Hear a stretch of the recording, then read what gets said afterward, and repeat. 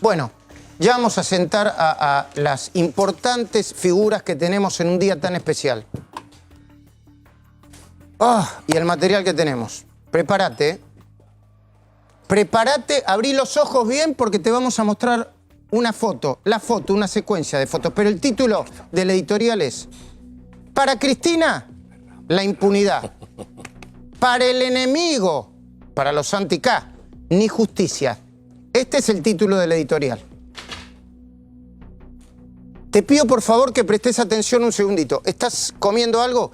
Un segundito, por favor. Presta atención porque necesito toda tu atención, la completa. Lo que vas a ver ahora es una fotocomposición. Fotocomposición. Por favor, necesito un poquitito de silencio y mucha concentración. Gracias. Lo que vas a ver ahora no es una imagen real, sino una fotocomposición. Una fotocomposición de 3 o 4 pasos. ¿Lo miramos juntos? Prestale mucha atención. Primer paso de esta fotocomposición. Estás viendo una foto de la Sala AMIA donde Cristina debía comparecer junto con José López, Julio De Vido, Lázaro Báez, el martes que viene y no va a comparecer por la decisión de la Corte. Esa es la Sala AMIA y esas son unas siluetas en negro. ¿Adivinás las siluetas? Primera imagen de la fotocomposición. 1, 2, 3, 4, 5 siluetas negras. La segunda imagen de la fotocomposición. Ahí aparece Cristina. Si el juicio hubiera tenido lugar, y ojalá que todavía haya espacio para que lo tenga, así estaría Cristina sentada por primera vez en el banquillo de los acusados. Por primera vez. Tercera imagen de la fotocomposición. Felicitaciones al equipo de arte electrónico de A24. Tercera imagen de la composición. Se suman. Le pusieron corbata a Lázaro Báez. Díganle al equipo de arte que Lázaro Báez no suele usar corbata. Algunas veces sí. Al lado de Cristina, Lázaro Báez, a la derecha. Y a la izquierda, Julio De Vido. Obviamente, es una imagen hipotética. Entre otras cosas porque era la que tenía que suceder y por ahora no va a suceder. Pero también porque De Vido venía pidiendo declarar desde la cárcel por su problema de diabetes a través de una teleconferencia. Fíjense qué curiosidad. Lo pedía con insistencia, pero en los últimos días, como metieron por abajo de la mesa esta movida, ya no lo pedía más. ¿Lo sabía De Vido? ¿Estaba enterado? Y en el cuarto paso de esta fotocomposición, vas a ver la escena completa. Te invito a verla. Completa, ahora. Mira esa escena completa, mírenla todos. Sí, ya sé que es un fotomontaje, una fotocomposición, lo aclaré desde el principio. Cristina en el medio, de un lado Julio De Vido, del otro lado Lázaro Báez y en los extremos José López y Carlos Santiago Kirchner. Hay otras imágenes que quizá después podemos jugar, como los abogados que van a estar seguramente detrás. Porque esa, saludo a Cecilia, a Hugo Machiavelli y Facundo Pastor, es la imagen, más o menos, claro, de lo que debería haber sido. El martes próximo. El martes próximo, que no sucedió. Bueno, porque el escándalo, el estrépito social, hay estrépito social. Lo que pasa es que por ahora es subterráneo, contra la Corte. Y el problema de las últimas horas tiene que ver con esa foto, con ese fotomontaje. No es una foto real. Es una foto armada por el equipo de arte electrónico de A24, a mi pedido. Es la foto de ella sentada en el banquillo de los acusados, en el primer juicio oral y público, procesada como jefa de una asociación ilícita junto a Lázaro, José López, el hombre de los bolsos, Julio De Vido y Carlos Santiago Kirchner. La foto que quisieron evitar. La foto que quisieron evitar, pero de la que hoy habla todo el mundo. La foto que no fue. Pero la foto que paradójicamente sirve para ilustrar, a mi criterio, yo ayer tenía alguna duda, sirve para ilustrar, a mi criterio, hoy, a esta hora, ahí están Sapsay y Fargosi, la impunidad de Cristina. Sirve para ilustrar la impunidad de Cristina. Te lo voy a hacer sencillo, sin lenguaje técnico. Porque la decisión de postergar el inicio del primer juicio oral a Cristina, que debía dar comienzo el próximo martes 21 de mayo, de 4 de los 5 miembros de la Corte, Ricardo Lorenzetti, Horacio Rosati, Elena Hayton de Nolasco y Juan Carlos Maqueda, por más que quieran darle una explicación técnica y lógica, es sinónimo de impunidad, de protección política, de privilegios, de fueros, de vergüenza. Y lo que es peor, este análisis es deductivo, pero tengo unos cuantos años de análisis político, me equivoco todo el tiempo, pero lo que deduzco, y es peor, es que está generando una reacción pública que, al contrario del objetivo que tenía Alberto Fernández al impulsar la operación, va a terminar explotando en la cara de él mismo, Alberto Fernández, de Cristina y de muchos de los que la apoyan. Muchos. La foto que estás viendo, ese fotomontaje, la foto que no fue, podía haber sido definitiva para las aspiraciones de Cristina de volver. Por eso pelearon para evitarla. Porque, a ver, por supuesto que es una foto, pero mirá, es fuerte, ¿no? Podía tener el mismo efecto, o más dañino e impactante, todavía que muchas imágenes que nosotros vimos, pero que estaban lejos de las elecciones. Esta imagen impacta de lleno en la campaña electoral. ¿Cómo impactaron en su momento estas imágenes? Brevemente, mirá. La imagen de los bolsos de López. Ahora estamos viendo otra, ¿no? Ahí está. Esta es la imagen de los bolsos de López. Ya la vimos 25.000 veces. Pero acordate del primer impacto en su momento. Tremendo. Yo cuando lo vi por primera vez dije, no hay más...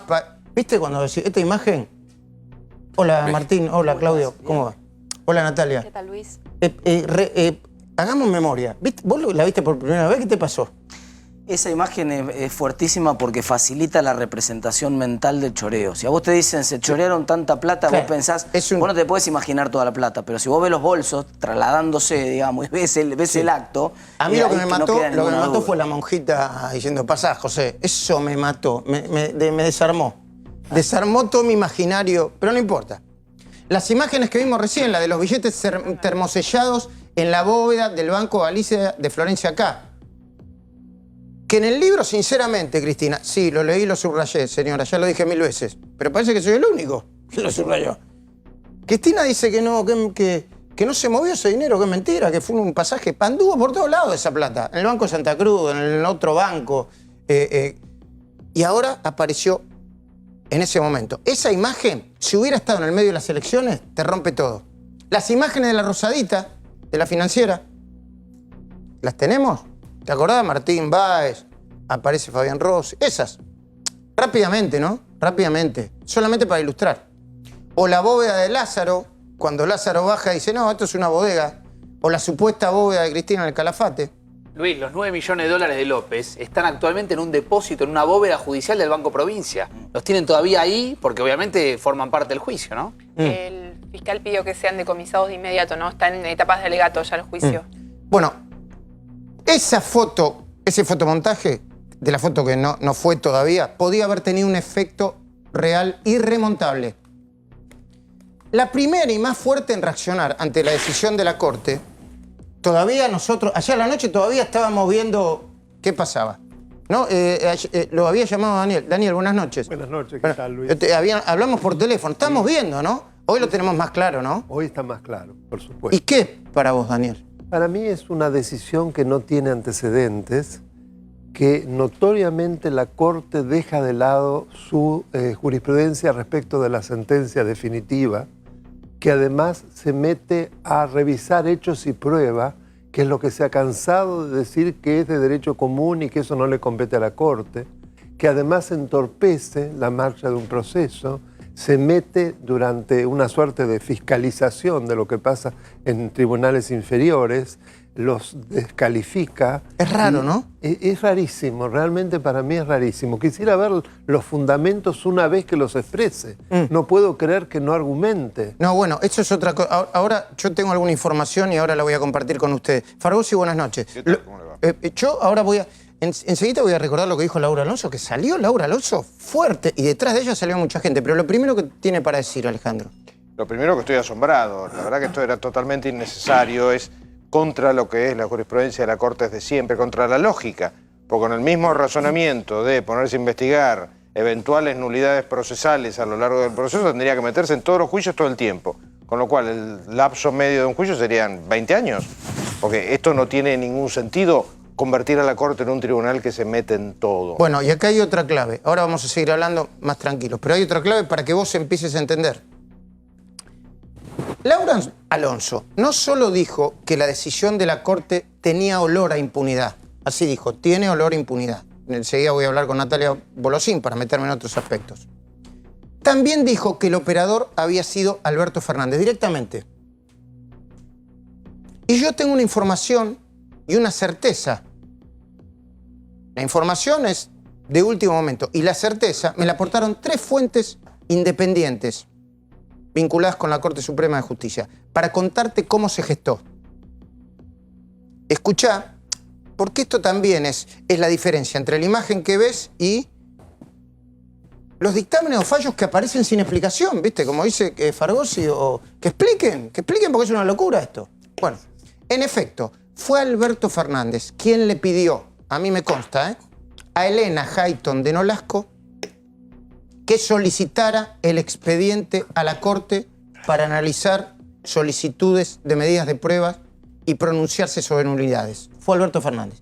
¿Por qué? Porque tiene un vínculo hace tiempo, un vínculo académico de muchos años. Fue y le pidió. La jueza dijo, lo voy a hacer, y consiguió de inmediato el apoyo de Rosati. Yo digo para empezar a ver quién es quién acá, Lorenzetti y Maqueda no se opusieron. No se pronunciaron abiertamente, pero no se opusieron. El presidente de la Corte, Carlos Rosenkrantz, no se pronunció. Ayer yo tenía la información de que se había abstenido. No se pronunció. De manera que fue un acuerdo, perdón, de palabra. ¿Viste que cuando dice no, una acordada? No fue una acordada, fue un acuerdo de palabra. Sin ninguna firma. Sin ninguna firma en el medio. Raro esto también, raro. Y ayer a última hora, toda la Corte, es una manera de decir, rezaba para que la reacción popular no fuera de envergadura. ¿Por qué te reís, Natalia? No, porque me parece una ingenuidad, ¿no? O sea, no te creo, o sea, me suena muy extraño. ¿No pensaron? ¿Qué pensaron que iba a pasar? Bueno. El secretario penal firma un oficio y entonces como es un oficio y no es un fallo y no sé qué, ¿la gente es tonta? No, pero en Argentina pasan muchas cosas, una noticia tapa la otra. Pero el gobierno y una buena parte de la sociedad reaccionaron. Y la primera fue Laura Alonso. Laura Alonso está en este momento en México cubriendo un congreso vinculado con la corrupción o contra la corrupción, creo que vinculado también al G20, pero quiero saludarla, decirle buenas noches y preguntarle si su impresión, la primera impresión que dio a la mañana, esto es impunidad, esto es una vergüenza, esto es Alberto Fernández, cambió a pocas horas de decir lo primero que dijo Laura Alonso. Buenas noches. No cambió para nada, lo sostengo. Sabemos que ha habido una negociación política para lograr esta decisión, que es una decisión inédita, escandalosa, es ofensiva para todos los que han venido trabajando en la búsqueda de la verdad, en las investigaciones de corrupción.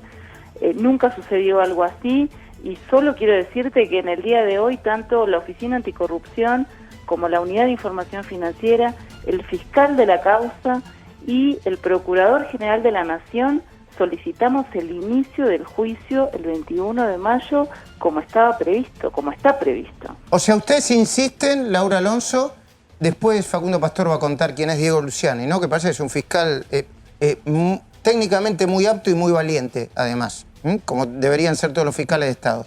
Ustedes insisten en que el juicio debe y tiene que hacerse el 21 de mayo, a pesar de que la Corte, a pesar de que el TOF, el Tribunal Oral Federal número 2, ya envió, Cecilia nos va a contar cómo lo envió, es otra película de acción, cómo fueron enviados la cantidad de expedientes, y que la Corte lo va a analizar. ¿Ustedes siguen insistiendo en que tiene que empezar el próximo martes el juicio oral y público? A ver, Luis, y esto es importante, no hay ningún obstáculo para que el Tribunal Oral no lo inicie. Entonces, esta es una medida extraña, inédita, escandalosa de la Corte, pero el Tribunal Oral está en condiciones de iniciarlo. Y además otra cosa, porque estas cosas ridículas del papel y demás, la causa está completamente escaneada. Entonces, en el siglo XXI es bastante, nos toman por idiotas pensar que ni las querellas, ni las defensas, ni la Fiscalía, ni el Tribunal tienen completamente digitalizado un expediente gigante, porque así es. Entonces yo no sé si mandaron expedientes en papel, pero es tomarnos el pelo a todos, a esta altura de las circunstancias y de la vida institucional y el desarrollo tecnológico en nuestro país y en el mundo. ¿Qué van a hacer además desde el punto de vista político con los jueces de la Corte, con la mayoría de la Corte que pidió por un lado el juicio y cuya consecuencia directa es la eventual postergación del juicio? ¿Van a avanzar más? No, mire, nosotros no tenemos una posición tomada respecto de la decisión que tomó la Corte, porque además en ese telegrama de un renglón, porque uno la verdad es que no tiene ningún fundamento, tampoco ordena la suspensión del juicio. Y a mí me parece que también este es un punto importante. El tribunal se dejó marcar la cancha, por lo menos en la información que tenemos hasta ahora, se la habría dejado marcar por la Corte. Yo celebro la reacción de gran parte de la ciudadanía que no quiere vivir en la impunidad, que quiere saber la verdad. Solo en la causa de obra pública hay más de 75.000 millones de pesos en embargos. Repito, solo en esta causa de vialidad, en esta causa de vialidad. En esta causa de vialidad hay más de 75.000 millones de pesos en embargos. Un segundo, Laura Alonso. Nosotros con Martín Tetazzi y Claudio Suchovicki vamos a hablar de el otro dato importante en el día de hoy, la baja de la inflación y cómo está el dólar y el riesgo país, pero ¿hacemos la cuenta? 75.000 millones. 6 meses de asignación universal por hijo, 6, 7 meses de asignación universal por hijo. ¿Y en dólares, perdón? Para que tengas una idea. ¿En dólar cómo está hoy? 2.500, sí. bueno. 2.500 millones. 1.500. Hoy, a valor de hoy, hay que ver. 1.500 millones de dólares a valor hoy. ¿1.500 millones de dólares hay embargados? Bueno, sí, hay embargos por ese monto y por esa cifra. Y recordemos que a medida que lamentablemente la moneda se ha devaluado, también muchas de esas cifras va a haber que revisarlas. Pero recordemos que en el marco de esta causa, como de otras, están todas las propiedades de Austral Construcciones, decenas y decenas de hectáreas embargadas en la Patagonia, bienes de todo tipo, y todo eso hay que recuperarlo. Por eso el juicio, además quiero decir otra cosa, el juicio debe sustanciarse, porque todas las garantías han estado dadas para Cristina Kirchner y para los demás acusados a lo largo de todo el proceso. Hubo decenas de recursos, decenas de apelaciones, resoluciones de la Cámara Federal, de la Cámara de Casación. Por eso llama tanto la atención y genera tanta sospecha esta movida de la Corte Suprema de Justicia, de 4 de sus miembros, no de todos ellos, a 5 días de iniciar un juicio que todo el mundo sabía y sabe que este juicio se postergó porque iba a empezar el 21 de febrero y lamentablemente falleció el doctor Tazara, y que se inicia y debe iniciarse, esta es nuestra posición, el próximo martes. O sea que las próximas horas van a ser decisivas. Laura Alonso, gracias por atendernos. En cualquier momento la llamamos de nuevo, probablemente mañana, porque esto está discutiéndose minuto a minuto, y yo creo que lo que pasó hoy con el embrión de cacerolazo en las calles puede ir creciendo, porque como es técnicamente difícil de asimilar, cada vez se va a asimilar más. Gracias, Laura Alonso. No, gracias por llamarme, y sin justicia no hay república, eso es lo que hay que tener claro, y es un momento para defender la república. Gracias. No solo la Oficina Anticorrupción, quien pidió que el TOF número 2 entregara fotocopias escaneadas y diera inicio al juicio oral.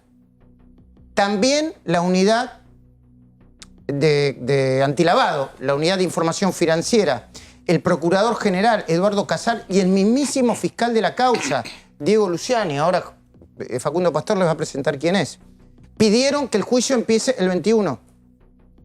Porque todos ellos ahora exigen no solo que empiece en la fecha prevista, que hay que ver si se puede lograr, yo dudo de eso. No solamente hay ruido embrionario en las calles. Yo no quiero mezclar un dato con otro, pero es muy importante este dato. Hace 5 años, es un dato que le gusta a Claudio, hace 2017, 3, 4 años, el parque de smartphone 4G era del 30%. Ahora es del casi 90%. Los grupos de WhatsApp, que es la conversación real, no real de la vida real, pero se están dando en esa conversación, están teniendo un activismo que son superiores a las redes sociales, al Twitter, a Facebook, ¿lo entendés, Martín? Eso, ¿no? Son una red social, de hecho. Son una red social, son la red social por excelencia. Pero más relevante. Se están moviendo ante...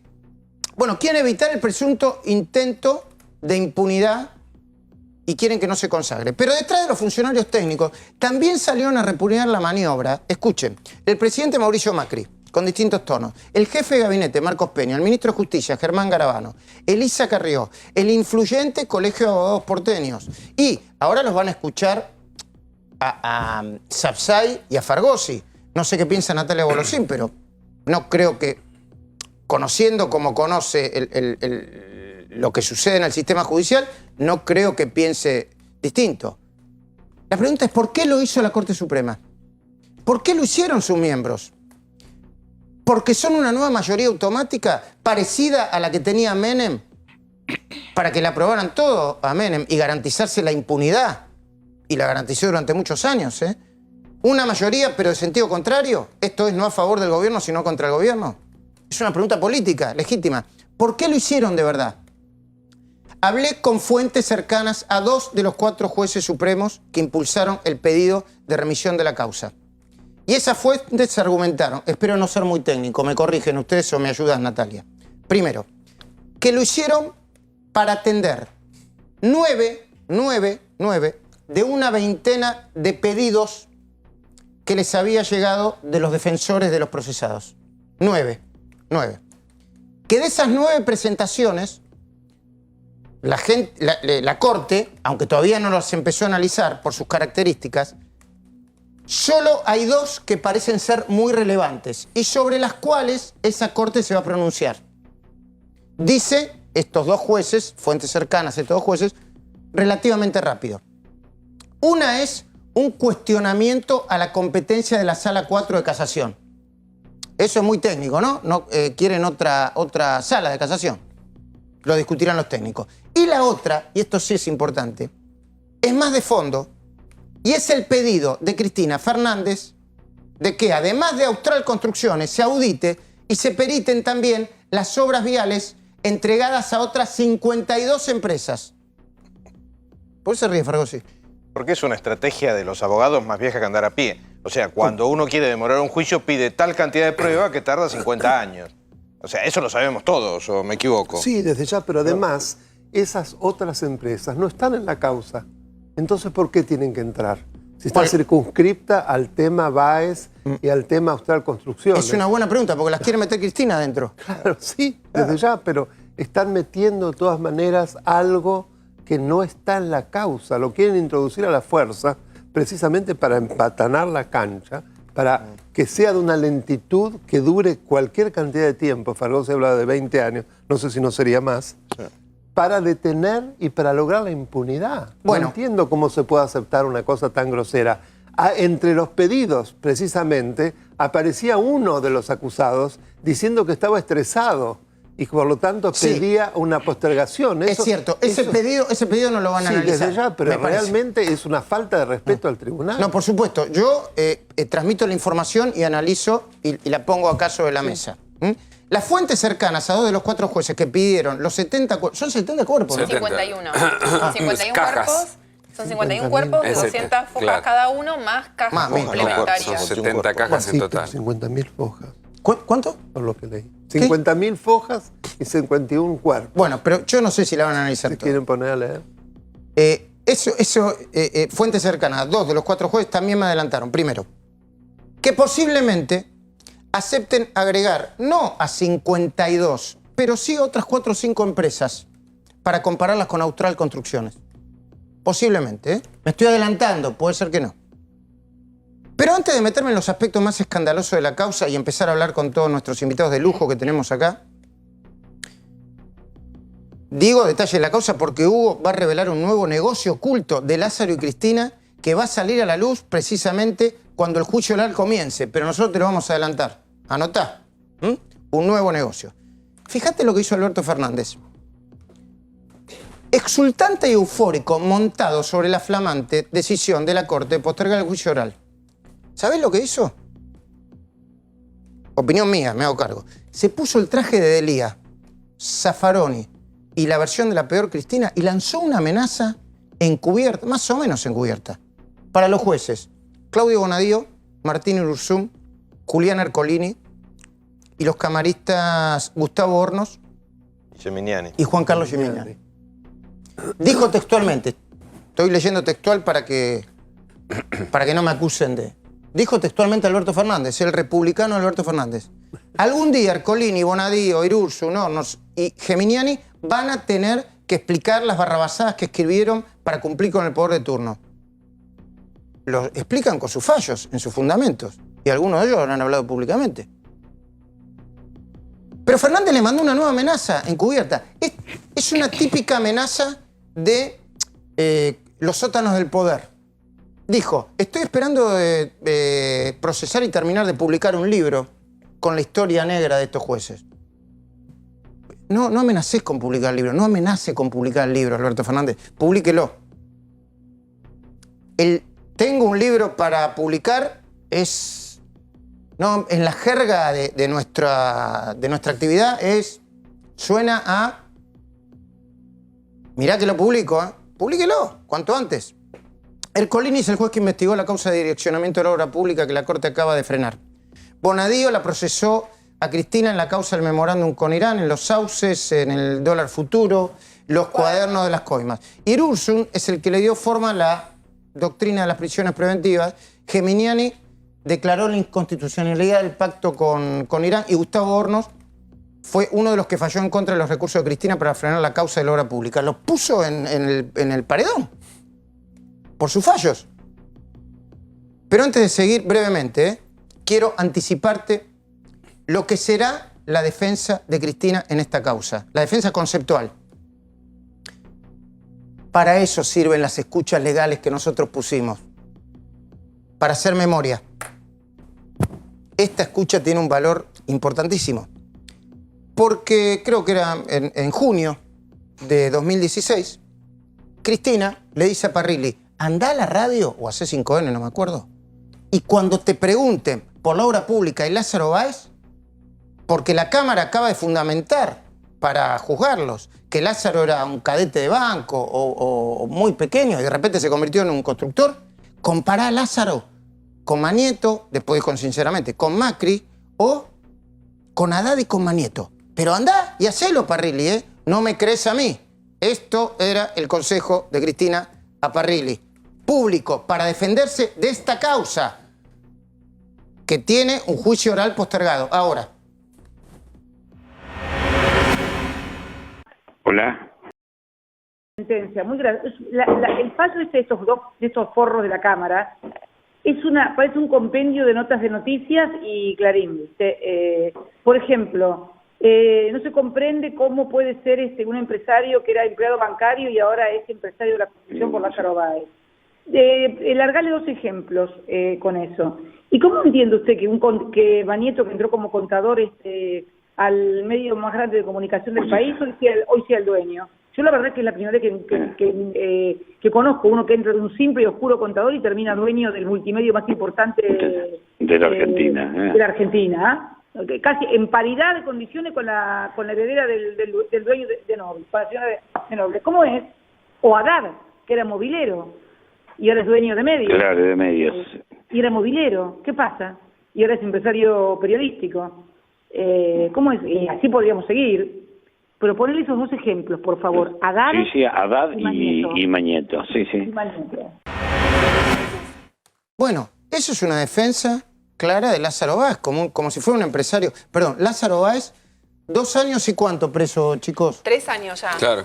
3 años preso. Abril de 2016. Sí, 3 años preso por lavado de dinero. Sí. Por lavado de dinero. Pero antes de ponerme a conversar con estos dos prestigiosos juristas, empezamos con la información que tienen.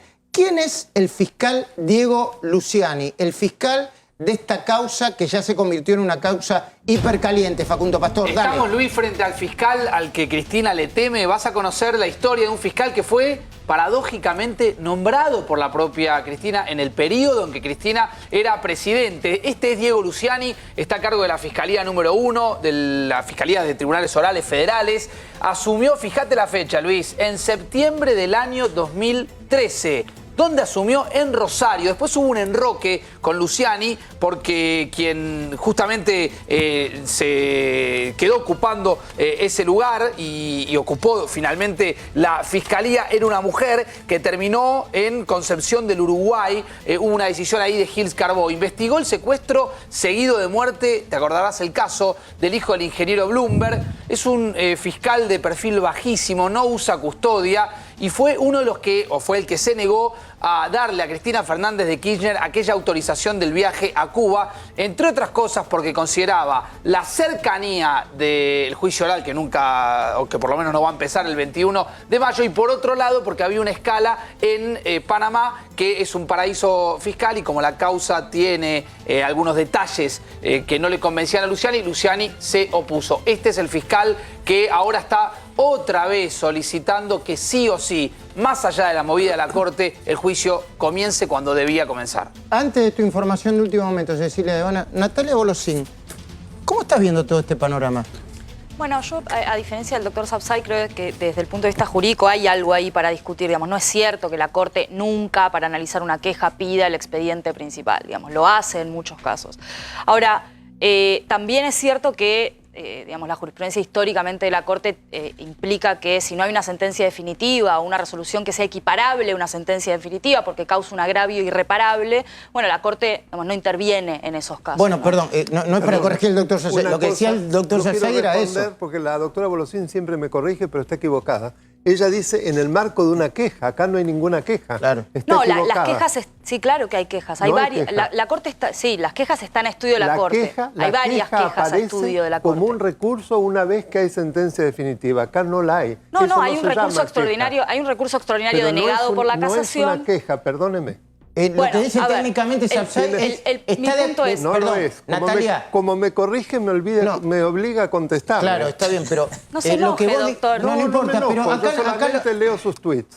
Natalia, mira, acá... ¿Puedo terminar? Sí, pero vos misma estás diciendo, que es apropiada y tradicional en una sentencia que se parezca a la definitiva. Esto no tiene nada que ver con una sentencia. Por eso quiero terminar la idea. Bueno. O debe haber sentencia definitiva o una resolución que sea equiparable a una sentencia definitiva, que no es el caso. Nunca podría ser el caso. Es lo que dice Sapsay. Es muy raro esto. Pero no es cierto que la Corte nunca pida el principal. Ahora, esto es lo que quiero decir. No es cierto que la Corte nunca pida al principal. La Corte a veces pide al principal. Ahora, ¿cuál es el problema en este caso? El problema es distinto. El problema es un problema de evidencia política, digamos, por parte de la Corte. ¿Por qué? Porque 4 días hábiles judiciales antes de que comience un juicio oral, la Corte quiere poner a discutirse, por ejemplo, entre otras cosas, la competencia de una causa que, quiero recordar, se inició en el año 2008. Sí, es una causa que tiene 11 años. Gracias, Natalia. Y yo quiero recordar otra cosa, que es técnica y que es muy importante, y que es técnica y política.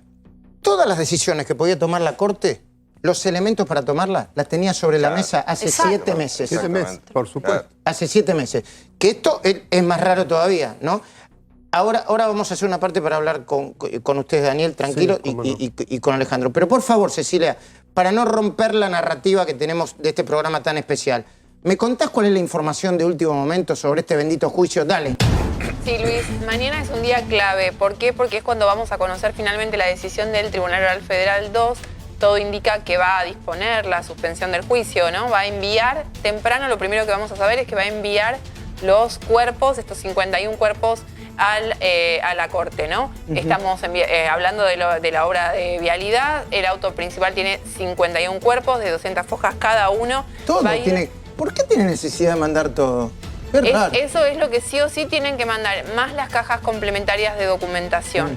Eso es lo que se solicitó. ¿Vos decís que van a ir con custodia? Me dijeron, sí, ¿no?, que van a ir van a ir de Comodoro Pi al Palacio de Tribunales, tiene que ir custodiado, digamos, ¿no? Es un material importantísimo. Al mediodía se conocería la resolución del tribunal donde suspende el inicio del juicio.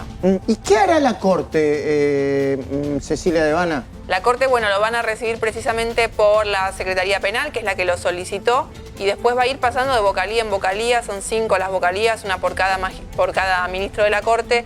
No hay plazos para el análisis del material y al final, cuando terminen de revisarla toda y decidan qué van a dictaminar, volverá de la misma forma con custodia los 51 cuerpos más las cajas del Palacio de Tribunales a Comodoro Pi. ¿Antes o después de la feria? No. Es una pregunta malvada la que acabo de hacer. No, espera. No es malvada. Yo te voy a dar la respuesta. ¿Viste que acá dice que los periodistas se pueden hablar con todas las fuentes a que tienen acceso? Bueno, yo he tenido en este caso acceso a todas las fuentes. Según me dicen a mí, la Corte va a hacer todo lo posible para entregarlo. No quiero poner una fecha, pero entre la última semana de mayo y la primera de junio, la segunda de junio. Es decir, antes de el cierre de listas. No, feria no, espera. ¿Qué feria? Espera, la feria falta mucho. Antes del cierre de listas, que es el 22. Porque acá hay un problema político. O sea, y con eso quiero hablar, y de eso quiero hablar con Sapsay y Fragosi. Estás contaminada por la política esta causa. Porque si no fuera Cristina, esta es la pregunta. Vamos a ver los fundamentos, que todavía no los hemos visto. ¿Y por qué te importan tanto los fundamentos, Daniel? Y porque entonces vamos a saber por qué la Corte ha entendido que debía pedir el cuerpo de un expediente, el principal cuerpo, 6 días antes de la primera audiencia de un juicio oral, que no lo ha hecho jamás. Bueno, Esto no tiene precedentes. Está bien, yo no sé si es así, pero te voy a transmitir lo que me dicen, que creo que te lo transmití ayer, que es... Nosotros tenemos miedo que algún pedido de nulidad, de envergadura y con una validez y argumentación justificada, termine por convertir esta causa en una porquería cuando siga la causa. ¿Se entiende lo que quiero decir? Sí, se entiende. Pero con ese criterio, la Corte lo que tiene que hacer es que todos los trámites de prueba de todas las causas del país tengan este trámite. Es una locura. El argumento es un disparate, es un argumento meramente efectista. Si fuera eso, ¿no? Claro.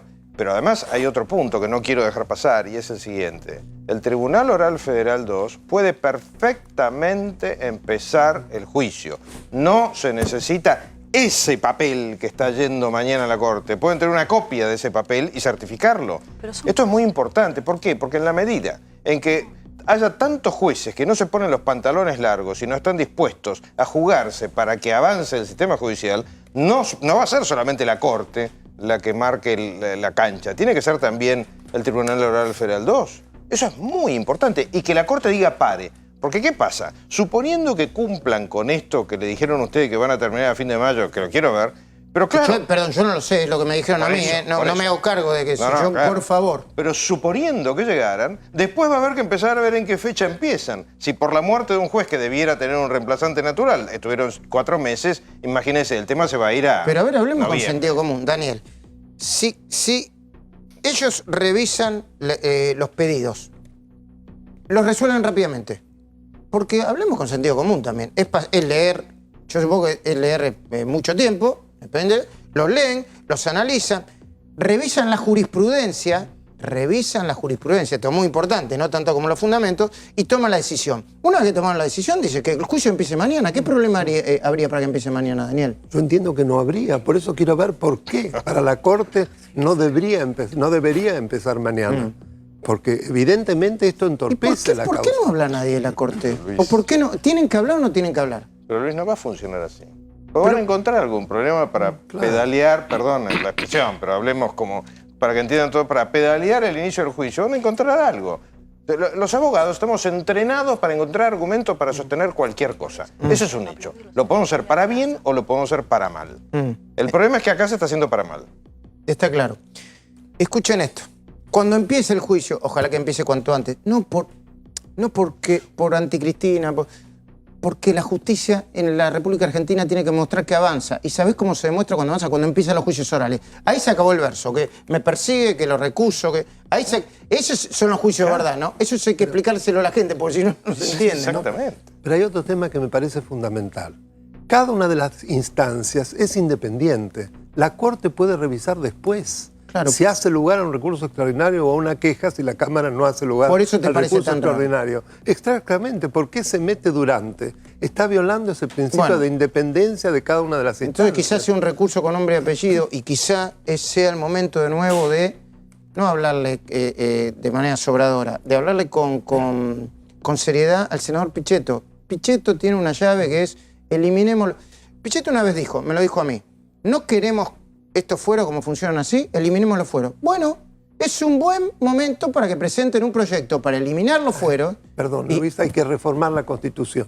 ¿Para eliminar los fueros? Las inmunidades están en la Constitución. Pero hay quienes dicen que con hacer una nueva ley se puede terminar con los fueros, si se elimina la ley de fueros. ¿Por qué no? Es muy débil porque la Constitución así lo establece. Bueno, lo que pasa es que las interpretaciones han extendido los llamados fueros, por eso se llaman fueros. El artículo 16, que impone el principio de igualdad, claramente dice que en la República Argentina no existen fueros, ni privilegios, ni títulos de nobleza. Yo te digo... Son inmunidades por la función. Hablemos bajito de cambiar la Constitución, porque viene Mempo Giardinelli y cosas y se quiere llevar todo por delante. No, destruye el Poder Judicial, él ya lo ha dicho. Bueno, se transforma en un servicio Pero más. volvamos a algo que se va a discutir en el juicio y que todavía no está, que no se entere la Corte, a ver si le piden de nuevo el juicio. Va a ser presentado en el juicio pruebas de otro negocio oculto de Lázaro y posiblemente de Cristina.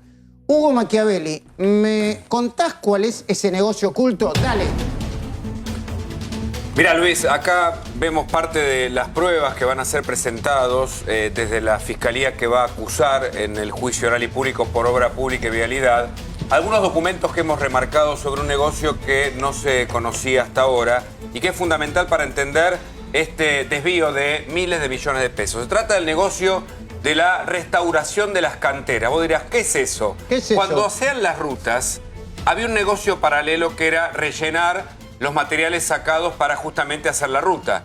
Rellenar, restaurar, remendar, fue un negocio que no se conoció, tanto como el de las rutas o peor, que generó miles de millones de pesos. Ahí aparece un documento... Vos decís que mientras estaban arreglando la ruta, en cada ruta, al lado de cada ruta hay desechos se llaman canteras, ¿no? Sí, se producen pozos propios porque la ruta necesita una elevación, un terraplén para ser construida. ¿Y qué negocio se puede hacer si son desechos? Bueno, se hicieron licitaciones, por supuesto estas licitaciones están investigadas y se le otorgó casualmente a las empresas Lázaro Báez, al Grupo Austral, a Cani Costilla, a Gotti, y están los documentos, por supuesto, que no vamos a mostrar ahora en detalle porque son muchísimos. ¿Pero licitaciones para qué? ¿Para explotar esas canteras? No, para remediarlas, para taparlas. Cada cantera de esa implicaba, ahí tenés, un total, en este documento... Pará, no te puedo creer. Sí. O sea que además de la ruta había otro negocio... A ver, lee. Fíjate, mira, ahí aparece, solo en estas analizadas, son media docena, 948, si no me equivoco, o 18 millones de pesos, o sea, 1.200, según otro cálculo, al 2007. ¿Sabes cuándo estaba el dólar? Los economistas me van a ayudar. Creo que estaba a menos de 10 pesos. Ese valor es un valor en dólares que fue pagado en su momento, que habría que multiplicarlo para entender los miles de millones de pesos de un negocio que tenía Austral Construcciones, en ese momento apoyado por Vialidad de Santa Cruz, con los funcionarios, y también por el gobierno de turno. Por lo cual, en el juicio, vamos a ver 2 o 3 imágenes más de lo que significan las canteras y en los lugares que se lo hizo.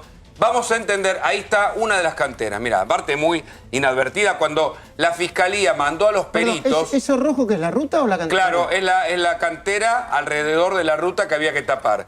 mandaron peritos, o sea, durante todo tiene este una tiempo. imaginación, hay que reconocerle que no dejan. Pero Tienen vos un sabés nivel cuál de es lo imaginación para hacer interesante, claro. negocio. Primero hicieron por Google Earth, después mandaron a los peritos. Se encontraron, en muchos casos encontraron la cartera igual, en otro tapado, pero es casi difícil de probar si efectivamente se hizo o no. Lo cierto es que había un negocio muy importante que la Fiscalía a cargo de Diego Luciani, este hombre que entiende que no puede comenzar el juicio oral si no tiene los expedientes, va a poner sobre la mesa y veremos qué es lo que dice la defensa tanto de la gente de Lázaro Báez como del anterior gobierno. A ver, para hacerle la última pregunta y después ir un poquitito con economía y preguntarle a Natalia alguna cosita que me quedó pendiente. Montar un negocio entre otros negocios. Claro. Las canteras son un pozo de donde sacan un tipo de tierra que ponen en la ruta de donde sacan otra tierra y la mandan a la cantera. Eso es máquinas viales. Y las máquinas viales se venden por hora. Se alquilan por hora, es una montaña de Pero plata. eso es parte de la licitación de la ruta. Y además, no solamente licitaron un nuevo negocio paralelo a la ruta, sino que muchos no lo hicieron, dejaron la cantera así como está. Principal. Pero Y más allá de cobraban que hay por rutas que no. anticipado la totalidad de la obra y después no terminaban las obras. Muchos caminos se ven que es como el final de la nada. Quedan cortados, no se pueden usar porque falta 3/4 partes del camino. Muy agradecidos a los dos, ¿eh? Al contrario, gracias por invitarme. Natalia, ¿cómo crees que puede terminar esto? No sé, me parece que hay que ver qué hace la Corte. Como decía Laura Alonso, que en esta tengo que coincidir con ella, la Corte no estableció, digamos, la suspensión, no pidió ni ordenó la suspensión del juicio. Me parece saludable que el fiscal y con el apoyo del procurador hayan pedido que el juicio se lleve adelante. Hay que ver si la Corte ahora, cuando recibe el principal, efectivamente resuelve la queja rápidamente o aclara que en realidad el juicio puede proseguir usando la Corte el expediente digitalizado o no. Pero solo para aclararlo antes porque quedó como raro. Sí. No es raro que la Corte pida un principal, lo hace todos los días. Es un recurso de queja por denegación de un extraordinario. No, esa sobre cuestión este caso en técnica, particular lo que sí es es raro raro. es que lo haga en una causa penal, Bueno. porque en realidad va a haber Es un lo que juicio decía oral. Dani Sapsay, claro. Entonces, después del juicio oral, en todo caso, las partes tendrán la posibilidad de discutir en casación, en la Corte, donde quieran. Ahora, también es cierto que en la Argentina, en muchas de estas causas de corrupción, se han puesto en cuestión en algunos casos, las garantías constitucionales de la defensa en juicio. No digo que sea este el caso, pero eso ha ocurrido. Sí, Hubiera sido saludable que la Corte tomara intervención en alguno de esos casos y marcara una línea más razonable, si no, pero no privilegio. 4 días antes de que empiece un juicio oral. Porque si no, además de poner en cuestión la lucha contra la corrupción, pone en cuestión su propia legitimidad. Que esto me parece lo más grave de todo. Entiendo. Claudio, ¿los inversores ven este tipo de cosas? Mira, escuchando todo el programa, creo que encontré la verdadera definición de riesgo país. Es esta. Porque finalmente, ¿qué nos falta a todos? ¿O qué es lo que decimos todos? Y acá faltan inversiones. Inversión es tener la seguridad de que si hiciste algo y algo salió mal, tenés la defensa de la propiedad privada. Y creo que todos estos casos lo que te demuestra es que tenés una inseguridad jurídica que es mucho más importante a veces que cómo te va en el negocio. Cualquiera que hace un negocio, antes de entrar, lo primero que te pregunta es, si tengo que salir, ¿puedo? Si voy a ir a una fiesta, la pregunta clave ¿puedo salir? No importa si gano o pierdo, pero tengo el derecho y la libertad de salir cuando quiero. Y eso define un riesgo país. Cuando vos no sabes de cómo es la regla, terminas teniendo los que están acostumbrados a moverse en ese pantano.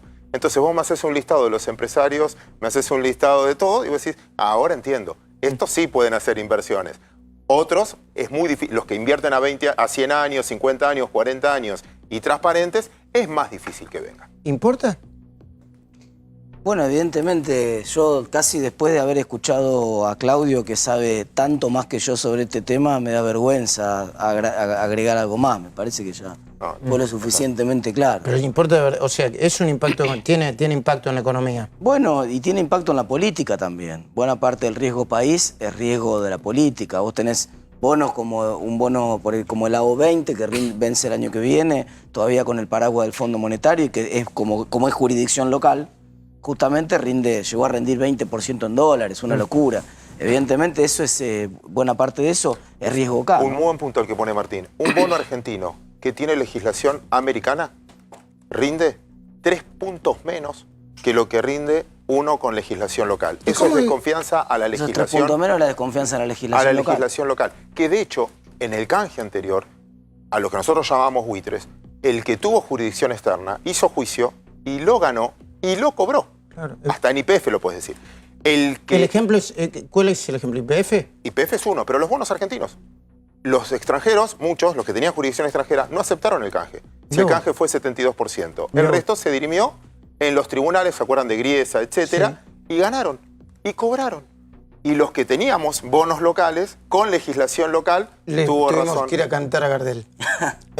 Martín, el 3.4%. Este cálculo nunca lo hacen los economistas, quizás porque no tiene importancia, pero yo lo calculé.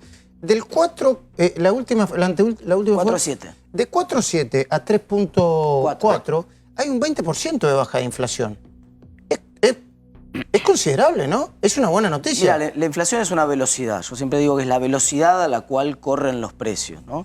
El problema es que venían corriendo muy rápido durante mucho tiempo. Es como un auto que arranca para Mar del Plata y venía a 200, ¿no? Y cuando vos venís a 200 en el auto ya sabemos cómo termina la película. Ahora frenó un poco, pero en vez de ir a 200 va 20% menos, querés, a 160. Bueno. Todavía sigue siendo una tiene velocidad que ir a 130, ¿no? Inaceptable.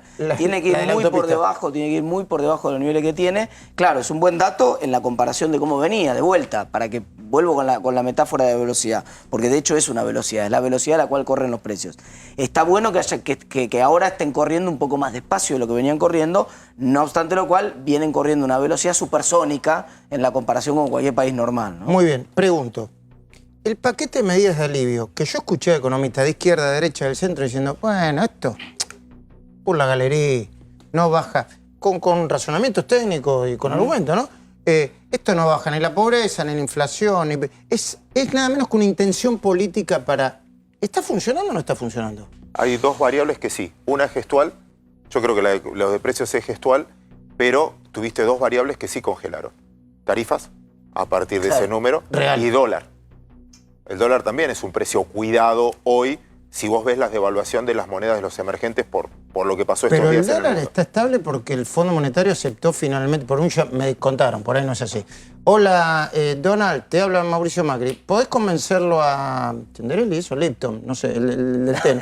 ¿Podés convencerlo a Lipton que usemos parte de las reservas o no sé qué para si la necesitamos para parar el precio del dólar? ¿Eso también formó parte del paquete de alivio? El dólar lo tenían porque es un país que tenemos 10 meses consecutivos, vamos a cumplir ahora de superávit comercial. Superávit comercial quiere decir que entran más dólares de los que se van. Técnicamente te entraron los dólares del fondo, vos los tenías. Lo que no tenías era la voluntad de utilizarlos. Es como, tengo el arma, pero no no querían. Bueno, ahora lo que los habilitaron es para hacerlo. ¿Por qué? También hay que mirarlo entre paréntesis. Para el fondo, Argentina es el 44% de lo que prestó. Como Grecia le devolvió anticipado, de todos los préstamos del fondo, el 44% es la Argentina.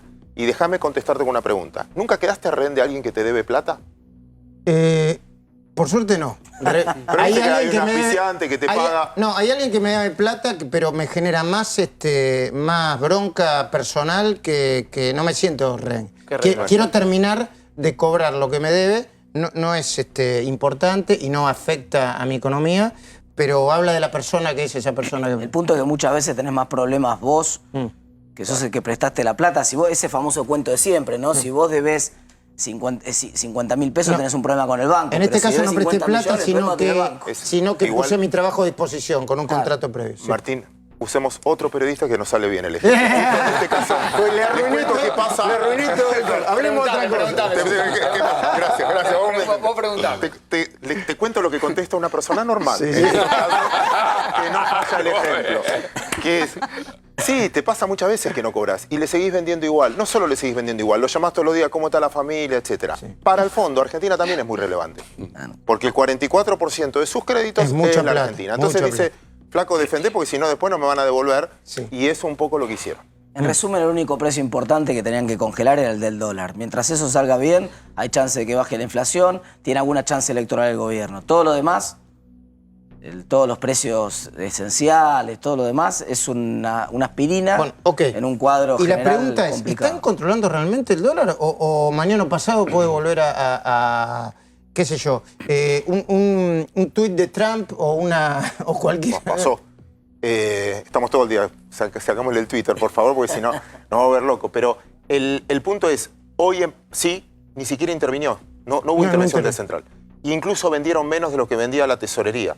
Porque tenés, por el tema sí de Trump y de la gripe, en este caso porcina, que hay mucho menos demanda de soja, tenés el precio menor de la soja, 25% cayó este año, es el mínimo en 11 años. Eso aceleró alguna venta, por miedo a eso, de los exportadores. En este caso hasta ahora no hizo falta, pero tienen la artillería para hacerlo. Bueno, ojalá que me puedan contestar esto después de estos segundos, pero lo voy a plantear todo junto porque junio, aumento de jubilados, 10%. Las paritarias ahí ya cerraron un 30% de los sindicatos, no de la cantidad de trabajadores. Está bajando la inflación.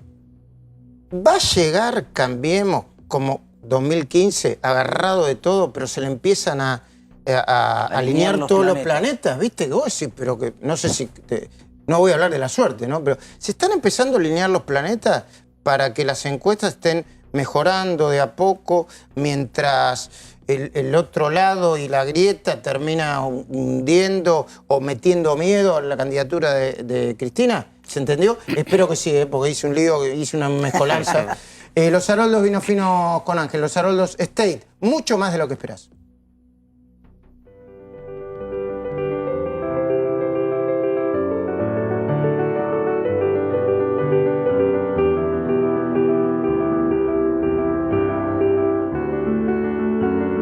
Los Haroldos State, mucho más de lo que esperás. Los Haroldos, vinos con Ángel. No me hagan repetirle todo el balurdo que le hice para preguntarle porque no veo. Para mí el equilibrio es un equilibrio de cornisa, para parafrasear tu programa. El domingo 20:30 tenemos un gran programa. Hoy vos lo mirás de la cintura para arriba al gobierno y camina derecho. El domingo voy a tener un gran programa. Te doy mi palabra, o palabra de Leuco. Palabra de Leuco, sí. Un amigo. Lo mirás y camina derecho, pero cuando mirás los pies está caminando por una parecita así de finita. Entonces puede pasar cualquier cosa. Vuelvo a la pregunta anterior. ¿Puede irse de las manos el dólar al gobierno? Sí, puede. Hasta ahora todavía no vimos al mercado tentando al gobierno. Lo que vimos, como decía Claudio, es alcanzó con el anuncio hasta ahora. Y el mercado entendió, se quedó en el molde, para decirlo de alguna manera, y alcanzó con el anuncio de, che, mirá que ahora me soltaron las manos y me venís a pelear, te peleo y tengo 70.000 millones de dólares de reservas atrás. No te metas conmigo. Pero todavía no vimos la batalla si realmente hay una corrida. Tengo 2 segundos. No, impecable. Clarísimo lo que dijo. Es más, yo creo que nosotros y casi todos los economistas o los que estamos en mercado vamos a tener que mirar tus programas, porque a partir de ahora juega más lo político que lo económico. No dejen de mirarlo, ¿eh? Estoy de acuerdo. Gracias. Gracias a todos. Gracias, Natalia. Gracias a todos. Menos a vos, Facundo, que no se puede. Y siempre te portas malo. Créense viendo a Checo Pari y después Albino Varese.